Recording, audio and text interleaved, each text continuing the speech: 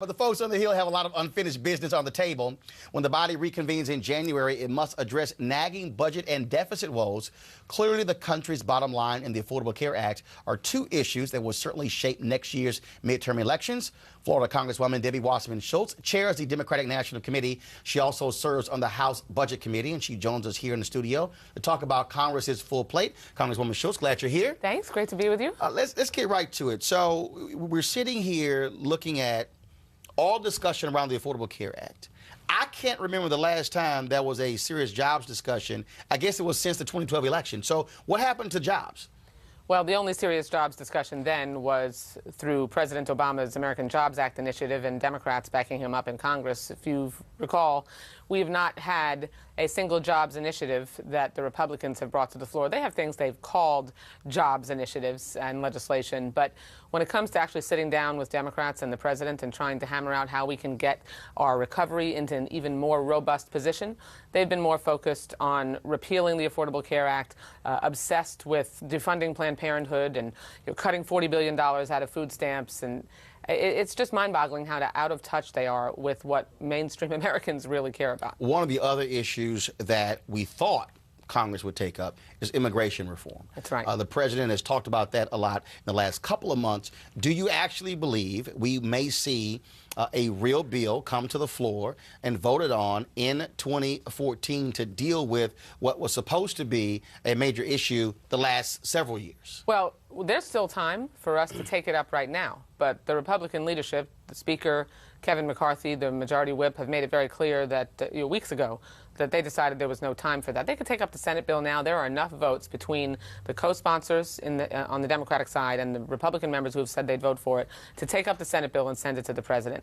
In 2014, the Republicans are engaged in such a robust civil war within themselves that it's hard for me to see how they get consensus on comprehensive immigration reform. And I think that's going to really be incredibly harmful to our economy, but also to the plight of undocumented immigrants in this country. You spoke of civil war.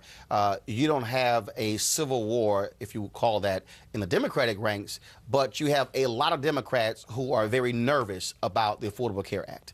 I've heard from Democrats who have said, look, the president has to fire somebody, has to show something beyond simply fixing the website because we have to run on this next year. Are you concerned at all about that, having some of your members in the House, members in the Senate, targeted over the issue of the Affordable Care Act? Should the president act in terms of removing somebody, firing somebody for this debacle? What we've been singularly focused on, and I'm proud of President Obama and his team for being singularly focused since October 1st, on making sure that the website gets all the kinks and bugs out of it. We've had 3 days running.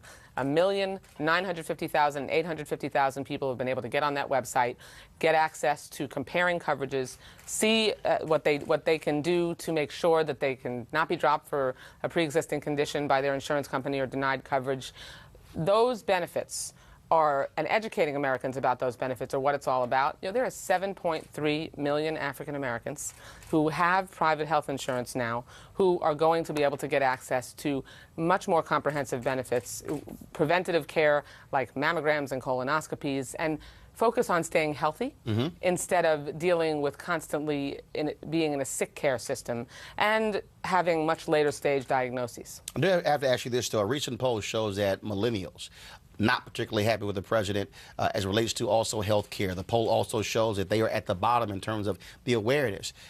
Democrats desperately need those young voters in the 2014 midterm elections. We look back to 2010. There was a dramatic drop-off from 2008. How do you re-engage those young voters who are saying on this signature piece of legislation, we don't know about it, we're necessarily not going to sign up for it, we're not happy? How do you reach them in 2014 when you have the possibility of seeing a repeat from 2010?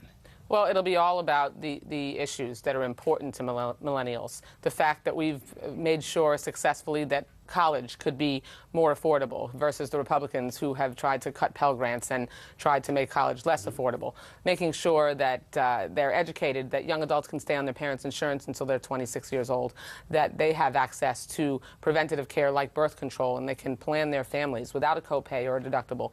You know, at the end of the day, when compared with the direction that the Republicans would take us versus the direction that Democrats have taken us, millennials are going to continue to fully embrace the Democratic Party because the Republicans have consistently done things to alienate our youngest Americans. But embracing the party is still different from getting them out to vote. How are you going to make sure that you don't have that drop-off? Because the numbers were dramatic in 2010, especially in the Virginia race. You saw that. You saw it in New Jersey. You saw it also in Massachusetts with Scott Brown. And so what are you doing at the DNC to say, hey, we have to make sure that, yeah, we might get the lion's share, but the numbers that turn out are also going to be vital? We're focused on replicating the ground game that successfully reelected President Obama in 2012. Terry McAuliffe is governor today because we were able to do that. The DNC worked with the Virginia Democratic Party and the McAuliffe campaign and that whole coordinated campaign in Virginia to ensure that that occurred. We elected Democratic mayors on November 5th of this year all across the country.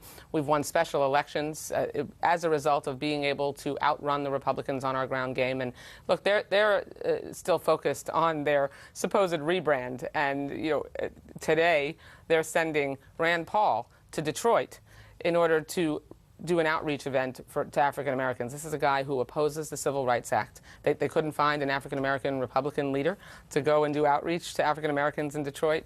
It's pretty clear that when it comes to whether it's our ground game, the issues, making sure that Americans understand who has their back and who wants to continue to focus on the wealthiest, most fortunate Americans to the expense of the middle class, Democrats are going to be successful in the next election as a result. I heard about your back and forth with Reince Priebus of the Republican National Committee. And so real quick, if there was one thing that you and Priebus could work on together, do you have one thing?